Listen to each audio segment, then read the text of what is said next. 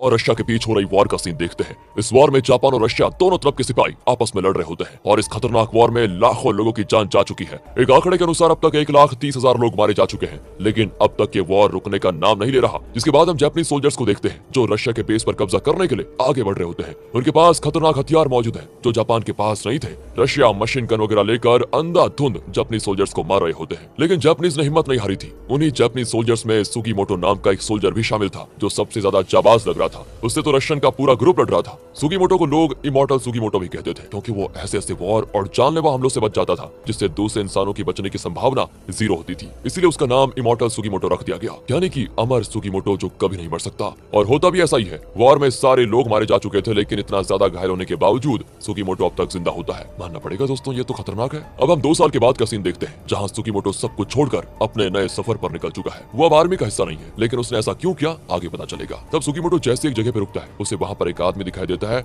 और वो आर्मी वाले कपड़ों में सुगीमोटो को देखकर कहता है, क्या तुम रशिया वाली वॉर में शामिल थे? मैंने सुना था वहाँ सबके सब मारे गए सिवाय सुगीमोटो नाम के एक बंदे के, क्या तुम वही हो? सुगीमोटो भी कहता है कि ऐसा ही कुछ समझ लो। और ये सुनकर वो आदमी बिल्कुल हैरान हो जाता है। कहता है कि अगर तुम सच में वही हो तो मैं तुम्हें एक खतरों भरी कहानी सुनाना चाहता हूँ। अगर तुम उन खतरों को पार कर जाओ तो तुम्हें बहुत सारा सोना मिलेगा। तो सुनो, आज से कुछ साल पहले जापान के होकियाडो में एनु समाज के लोग रहा करते थे। सरकार ने उनकी जमीन पर कब्जा कर लिया, पर एनु लोग अपनी जमीन को अपने हाथ से निकलने नहीं देना चाहते थे। उन लोगों ने डिसाइड किया कि वो एक आर्मी बनाएंगे ताकि अपनी जमीन और गांव की रक्षा कर पाए। सभी गांव वालों ने मिलकर इसके लिए बहुत सारा सोना जमा किया, लेकिन टॉम नाम के आदमी ने उन सभी को मार दिया जो सोना लेकर जा रहे थे, और उन्हें मारकर उनका सारा सोना टॉम ने चुरा लिया। लेकिन सरकार ने बाद में टॉम को पकड़ भी लिया, उससे जेल में पूछताछ भी की कि उसने सोना कहाँ छुपाया। लेकिन बहुत ज्यादा मार खाने के बाद भी टॉम ने कुछ नहीं बताया। इसके बाद टॉम ने जेल में मौजूद करीब 24 कैदियों को अपनी टीम में शामिल कर दिया और सारे कैदियों के शरीर पर सोना कहाँ रखा है उसका नक्शा बनाना शुरू कर दिया। और ये नक्शा तभी पूरा होगा जब 24 लोगों के टैटू आपस में मिलेंगे। टॉम ने कहा था कि जो भी खजाने को हासिल करेगा उसे खजाने का सबसे ज्यादा हिस्सा मिलेगा। तब एक दिन जब सभी टैटू वाले कैदियों को दूसरे जेल में शिफ्ट किया जा रहा था, तब इस मौके का फायदा उठाकर उनमें से कैदी डेविड ने बाकी टैटू वाले कैदियों के साथ मिलकर पुलिस पर हमला कर दिया और वहाँ से फरार हो गए। कोई नहीं जानता कि वो लोग कहाँ पर है। ऐसा कहा जाता है कि टॉम तो अभी भी जेल में है, लेकिन वो 24 साथी अभी भी फरार है। जो भी उन 24 लोगों को ढूंढ निकालेगा वो उनके जरिए सोने तक पहुंच सकता है। दोस्तों, ये कहानी सुनकर सुगीमोटो को लगता है कि ये कोई झूठी कहानी है, पर तभी वो आदमी सुगीमोटो पर गन तान कर कहता है, मैंने तुम्हें काफी कुछ बता दिया है, अब तुम्हारे जिंदा रहने का कोई फायदा नहीं, इसलिए मैं तुम्हें मार दूंगा। लेकिन उसे ठीक से गन चलाना भी नहीं आता दोस्तों, जिससे सुगीमोटो उससे गन छीन लेता है। अब ये देखकर डर के मारे वो आदमी अपनी जान बचाकर वहां से भाग जाता है और इस चीज से अब सुगीमोटो को यकीन हो जाता है कि वो कहानी झूठी नहीं थी। अगर झूठी होती तो यह आदमी मुझे मारने की कोशिश नहीं करता। सुगीमोटो जैसे ही उस आदमी का पीछा करते हुए उसके पास जाता है, वो आदमी मरा हुआ दिखाई देता है दोस्तों, क्योंकि भालू ने उस पर हमला करके उसको मार दिया था। तब सुगीमोटो को उस आदमी के शरीर पर टैटू बना हुआ दिखाई देता है, यानी कि दोस्तों ये आदमी भी उन 24 में एक था। सुगीमोटो उस आदमी के शव को उठाकर वहां से लेकर जा रहा होता है, तभी खून को स्मेल करके वहां पर एक बहुत ही बड़ा भालू आ जाता है जो सुगीमोटो पर भी हमला करता है। वो उससे बचने की कोशिश करता है, लेकिन भालू काफी ज्यादा ताकतवर लग रहा था। वहाँ मीरा नाम की तभी एक लड़की आती है जो जहरीली तीर मारकर उस भालू पर हमला कर देती है, जिससे भालू वहीं पर मर जाता है और इस तरह सुगीमोटो की जान बचती है। दोस्तों, मीरा उसी अनु समाज से ताल्लुक रखती है और टॉम ने जिन लोगों को मारकर सोना चुराया था उन्हीं में मीरा के पिता भी शामिल थे। मीरा सुगीमोटो से पूछती है कि आखिर तुम इस मरे हुए आदमी को लेकर कहाँ जा रहे हो, इससे तो भालू तुम्हारे पास आते ही रहेंगे। तब वो उसे उस आदमी पर बना टैटू दिखाकर कहता है, शायद तुम्हें भी सोने के बारे में कहानी सुन लेनी चाहिए कि टॉम नाम के आदमी ने गांव का पूरा सोना चुरा लिया। उसने सोना कहाँ छुपाया उसका नक्शा 24 आदमियों के शरीर पर बना दिया। उसमें से एक आदमी यही था, इसीलिए मैं इस आदमी को उठाकर अपने साथ लेकर जा रहा हूँ। दोस्तों, ये चीज देखकर मीरा काफी उदास हो जाती है कि जिस सोने की वजह से उसके पिता की जान गई वही सोना सुगीमोटो हासिल करना चाहता है। और फिर वो उस आदमी को देखकर सुगीमोटो से कहती है, देखो ये टैटू है ना, वो एक नक्शे का थोड़ा सा हिस्सा है, यानी कि 24 लोगों की टैटू वाली स्किन निकाल कर आपस में मिलाना होगा, तब जाकर नक्शा पूरा होगा। ये जानकर सुगीमोटो पूरी तरह हैरान हो जाता है कि 24 लोगों की चमड़ी कैसे। यहाँ से दोनों आपस में बात करते आगे बढ़ते हैं, तभी वहाँ पर एक और भालू आ जाता है जो उनके ऊपर हमला करने वाला होता है, लेकिन ये खुद को उससे बचाकर भाग जाते हैं। लेकिन दोस्तों, भालू उन पर भारी पड़ता है, तभी उन्हें बचाने वहाँ पर एक सफेद भेड़िया आता है जिसका नाम रैटर है। असल में दोस्तों, बचपन में एक बार भालू के हमले से मीरा ने रैटर को बचाया था, तब से ही वो मीरा की रक्षा करता है। वो जब भी किसी मुसीबत में पड़ती है तो वो तुरंत उसकी मदद के लिए पहुंच जाता है। और वो भालू दोस्तों काफी ज्यादा ताकतवर था, इसलिए रैटर भी कुछ नहीं कर पाता। उस भालू ने पूरी तरह से सुगीमोटो को घेर लिया होता है, लेकिन सुगीमोटो ठहरा इमॉर्टल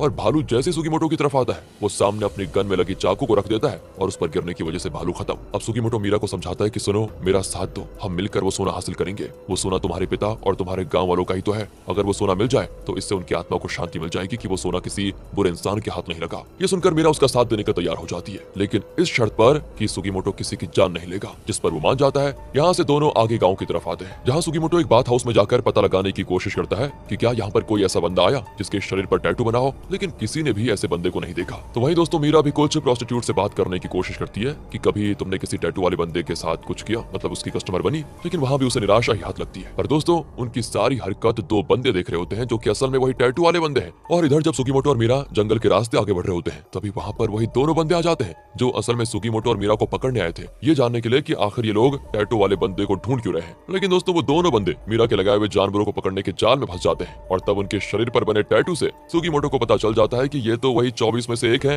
मीरा उससे कहती है कि देखो हमें इनकी टैटू वाली स्किन निकालने की जरूरत नहीं है, मैं स्केच बनाना जानती हूँ, तो मैं इनके टैटू का स्केच बना सकती हूँ। सुगीमोटो मान जाता है, पर तभी वहां पर एडम नाम का आदमी आकर उन दो में से एक को शॉट करके मार डालता है। इसलिए दोस्तों उन दोनों में से जो बचा हुआ होता है जिसका नाम मैक्स है, वो सुगीमोटो और मैक्स तीनों अपनी जान बचाकर भागते हैं। लेकिन तीनों ही सोच में पड़ जाते हैं कि आखिर हमें मारने के लिए कौन आ गया। अब उन्हें भागता वो देखकर एडम उनके पीछे पड़ जाता है, इसलिए सुगीमोटो उससे लड़ना शुरू कर देता है और लड़ाई के दौरान उसे पता चलता है कि एडम तो आर्मी वाला बंदा है, वो भी 7th डिवीजन का, जिनकी रैंकिंग आर्मी में काफी ज्यादा हाई होती है। तो वो क्यों टैटू वाले बंदे को ढूंढ रहा है, ये सवाल उसके मन में आता है। लेकिन इससे पहले कि सुगीमोटो उससे कुछ पूछे, एडम खाई से नीचे गिरकर बुरी तरह घायल हो जाता है। अब वो मैक्स से कहता है कि देखो अगर जान प्यारी है तो जैसा हम कहते हैं वैसा करते जाओ, वरना तुम्हें मार देंगे समझ लो। मैक्स भी उनकी मदद करने को तैयार हो जाता है ताकि सभी मिलकर बचे हुए टैटू वाले बंदे को ढूंढ निकाले। तो मैक्स बताता है कि हम 24 कैदियों में डेविड नाम का बंदा शामिल था जो सबसे ज्यादा ताकतवर है, वो बाकी के 23 लोगों को ढूंढ रहा है ताकि सभी को अपनी टीम में शामिल कर पाए। उसके बाद वो उनकी मदद से सोना हासिल करेगा, ये उसका प्लान है। लेकिन डेविड का असली प्लान ये है कि उसको एक बार पूरा नक्शा मिल जाए तो वो बाकी के सभी 23 कैदियों को मार देगा। इसी वजह से सारे के सारे 23 लोग इधर उधर अपनी जान बचाकर भाग चुके हैं, कोई नहीं जानता कि वो कहां मिलेंगे।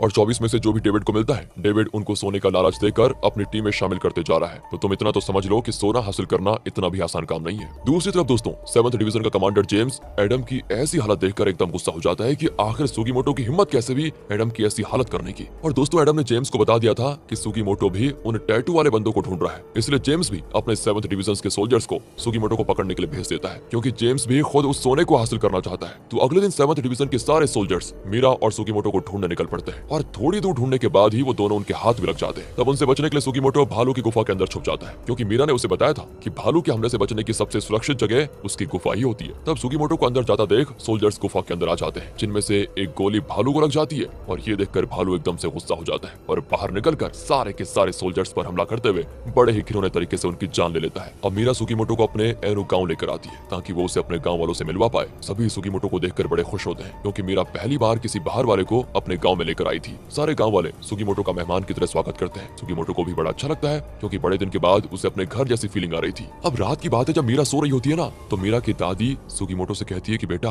अपने पिता को खोने के बाद मीरा मानो हंसना ही भूल गई थी, लेकिन जब से वो तुमसे मिली है मैंने उसके चेहरे पे एक अलग ही खुशी देखी है, इसलिए मैं चाहती हूँ कि तुम मीरा को हमेशा अपने साथ रखो, उसे खुश रखने की कोशिश करो, क्योंकि इतनी कम उम्र में बेचारी ने बहुत दुख देखे हैं। यह सुनकर सुगीमोटो भी उदास हो जाता है, लेकिन उसे पता था कि सोना ढूंढने का सफर इतना आसान नहीं होगा। एक तो वो डेविड और उसके गुंडे, ऊपर से 7th डिवीजन, बताओ कैसे बचेगा। और इन सब के चक्कर में मीरा को कुछ हो गया तो वो खुद को कभी माफ नहीं कर पाएगा। इसलिए वो तय करता है कि मीरा की सेफ्टी के लिए उसे छोड़कर चला जाएगा। सुबह होने से पहले दोस्तों वो बिना किसी को बताए गाँव से चला जाता है। जिसके बाद अगली सुबह जब मीरा सुगीमोटो को घर पर नहीं देखती, उसका दिल टूट जाता है। सोचती है कि मेरे पिता तो पहले चले गए और अब सुगीमोटो भी चला गया। अब दूसरी ओर 7th डिवीजन का कैप्टन जेम्स के पास आकर कहता है कि आखिर तुम 7th डिवीजन के इतने सारे सोल्जर्स को बिना बताए कहां लिए घूम रहे हो। देखो एडम को कितनी चोट लगी है तुम्हें पता है, अगर तुमने ऐसी हरकत दोबारा की यानी सोल्जर्स को वहां भेजने की, तो मैं तुम्हें कमांडर की पोजीशन से निकाल दूंगा। अब ये सुनकर जेम्स को काफी गुस्सा आ जाता है और गुस्से में वो अपने दांतों से कैप्टन की उंगली को उखाड़कर अलग कर देता है, ये कहते हुए कि आखिर तेरी हिम्मत कैसे हुई मुझे इस तरह से बात करने की। जिसके बाद दोस्तों वो सारे सोल्जर्स जो जेम्स के साथ हो चुके थे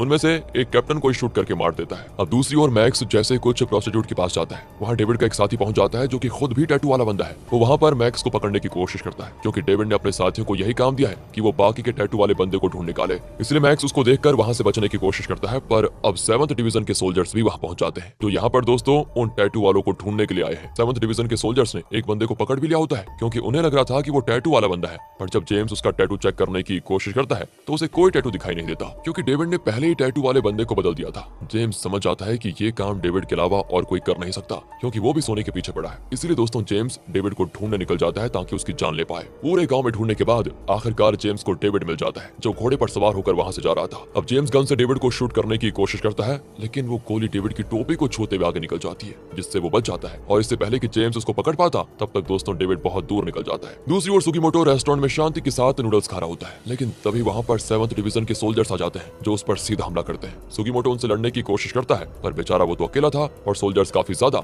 इसलिए वो सभी उस पर भारी पड़ते हैं और आखिरकार वो पकड़ा जाता है। यही वजह थी दोस्तों कि सुगीमोटो मीरा को अपने साथ नहीं लेना चाहता था, क्योंकि ये सफर बहुत ही मुश्किल है। 7th डिवीजन के लोग सुगीमोटो को बंदी बना लेते हैं। जेम्स कहता है कि बता बाकी के टैटू वाले लोग कहाँ पर है, मुझे उन सभी की जानकारी चाहिए। सुगीमोटो कहता है कि देखो मेरा नाम सुगीमोटो नहीं है, तुमने लगता है दूसरे बंदे को उठा लिया, मुझे यहाँ से जाने दो। लेकिन जेम्स कहता है कि तुम्हें मैं क्या अंधा दिखाई देता हूँ, मैंने अपनी आंखों से तुझे रशियन के साथ लड़ते हुए देखा था। देख मेरे पास तेरे लिए अच्छा ऑफर है, तू बड़ा ही जाबाज बंदा है ना, इसलिए तो मेरे काम आ सकता है। एंड दोस्तों वो उसे कुछ सोने के सिक्के दिखाता है जो कि एनु लोगों के ही थे। जेम्स कहता है कि ये तो बहुत कम है, पूरा का पूरा खजाना टॉम ने छुपा कर रखा हुआ है, अगर तुम उसे ढूंढने में मेरा साथ दोगे तो मैं तुम्हें माला माल कर दूंगा। बताओ कैसा लगा मेरा ऑफर। सुगीमोटो कहता है कि बहुत ही बकवास, तुम चाहे कुछ भी देने के लिए क्यों ना तैयार हो जाओ, लेकिन मैं तुम्हारी मदद कभी नहीं करूंगा। और ये सुनकर गुस्से में जेम्स सुगीमोटो को कमरे में बंद करवा देता है। अब सुगीमोटो के पास 2 सोल्जर्स भी आते हैं। वो कहते हैं कि तुम तो इमॉर्टल सुगीमोटो हो ना, आज हम यहाँ पर तुम्हें खूब टॉर्चर करेंगे ताकि देख सके कि असल में तुम इमॉर्टल हो या नहीं। जिसके बाद तो दोस्तों वो लोग सुगीमोटो को टॉर्चर करते हैं, बेहद ही खतरनाक वाला। यहाँ मीरा सुगीमोटो को ढूंढते हुए मैक्स के पास जाती है, कहती है कि अगर तुम मुझे सुगीमोटो के पास लेकर जाओगे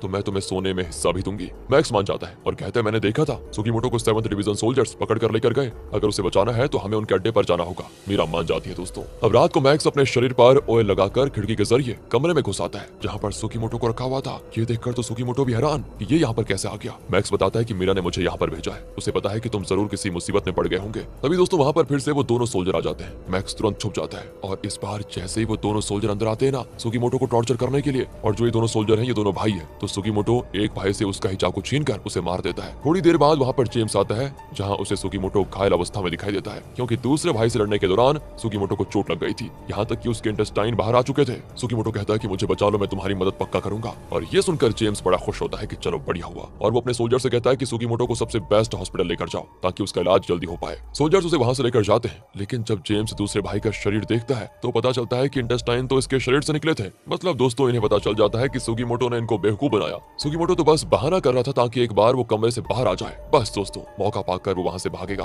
होता भी ऐसा ही है, जो सोल्जर सुगीमोटो को हॉस्पिटल लेकर जा रहे थे वो उन पर हमला करने लगता है। तभी वहां पर मीरा भी आ जाती है और दोनों मिलकर सभी सोल्जर्स का सफाया करके वहां से आगे निकलते हैं, और इस तरह से दोस्तों दोनों यहाँ से बच जाते हैं। अब मीरा सुगीमोटो को मारते हुए कहती है कि आखिर तुम मुझे छोड़कर क्यों गए, क्या तुम्हें ऐसा लगा कि सोने का हिस्सा मैं भी मांगूंगी और तभी तुमने मुझे छोड़ दिया ना, सही कह रही हूँ ना मैं। लेकिन तब सुगीमोटो उससे कहता है कि हाँ मुझे पैसों की बहुत जरूरत है, लेकिन मेरे लिए नहीं। वो बताता है कि कुछ साल पहले मेरा दोस्त तोराजी और मेरी गर्लफ्रेंड मारिया हम तीनों बड़े खुशी से रह रहे थे, लेकिन तब टीबी की बीमारी के कारण मेरे माता पिता की जान चली गई, इसलिए गाँव के लोग मुझे गाँव से भगाने लग गए। यहाँ तक कि मारिया की माँ ने भी मुझे उससे मिलने से मना कर दिया कि कहीं मेरे अंदर भी वो बीमारी ना हो जाए और मेरी वजह से फिर मारिया को ना हो जाए। पर मारिया किसी की भी बात को सुनना नहीं चाहती थी, उसने सबके खिलाफ जाकर मेरे साथ भागने का फैसला किया, लेकिन मैं शायद उस टाइम बड़ा बेवकूफ था कि गुस्से की वजह से मैंने मारिया को छोड़ दिया, ये कहते हुए कि मेरे अंदर भी बीमारी है। मैंने उससे कह दिया कि कभी मुझसे मिलने मत आना। उसके बाद से मैं कभी मारिया के सामने गया ही नहीं। मेरे जाने के बाद मारिया की शादी तोरोजी से करवा दी गई, जहाँ वो दोनों आपस में जीवन में आगे बढ़ चुके थे। लेकिन रशियन के साथ होने वाली लड़ाई में मुझे बचाते हुए तोराजी ने खुद पर ग्रेनेड का हमला करवा दिया, जिससे वो बहुत ज्यादा घायल हो गया। और अपने आखिरी समय में उसने मुझसे कहा कि मेरे पास इतने पैसे नहीं थे कि मैं मारिया की आंखों का इलाज करवा पाऊं। उसकी आंखें चली गई थी। अपने मरते हुए दोस्त से वादा करो कि तुम मारिया की आंखों का इलाज कराओगे और हमेशा उसका ध्यान रखोगे। इतना कहकर मेरे दोस्त तोराजी ने जान दे दी। इसके बाद मैं उसकी अस्थियों को लेकर तोराजी के घर पर गया। वहाँ मारिया के सामने होते हुए भी वो मुझे देख नहीं सकी, जो चीज मुझे बहुत बुरी लगी। उस दिन मैंने ठान लिया कि मैं बहुत सारे पैसे जमा करूंगा ताकि मारिया का इलाज करवा पाऊं। तभी से मैंने आर्मी की नौकरी भी छोड़ दी। ये सारी बातें सुनकर दोस्तों मेरा एकदम से उदास हो जाती है। वो सुगीमोटो से कहती है कि तुम्हारे पास जिंदा रहने की वजह है, लेकिन मेरे पास तो वो भी नहीं है, इसलिए आज से मैं हमेशा तुम्हारे साथ रहूंगी। तुम्हारा मकसद को पूरा करना ही अब मेरे जीवन का मकसद होगा। इस चीज को देखकर सुगीमोटो भी एकदम खुश हो जाता है और दोनों वहां से बाकी के टैटू वाले लोगों को ढूंढने निकल जाते हैं ताकि सोना ढूंढ पाए। तो वहीं डेविड और जेम्स ने भी अपनी तैयारियां और मजबूत कर दी थी कि वो सोने को हासिल करेंगे। बस दोस्तों अब देखना इंटरेस्टिंग होगा कि सोना किसके पास जाता है, लेकिन यार ये चीज हमें मूवी के अगले पार्ट में दिखाई जाएगी और अभी तक तो रिलीज भी नहीं हुआ है। इसी इमोशनल एंडिंग के साथ ये मूवी यहाँ पर खत्म होती है। बाकी अगर आपको वीडियो अच्छी लगी हो, स्टोरी अच्छी लगी हो, एक्सप्लेनेशन अच्छा लगा हो तो लाइक कीजिए,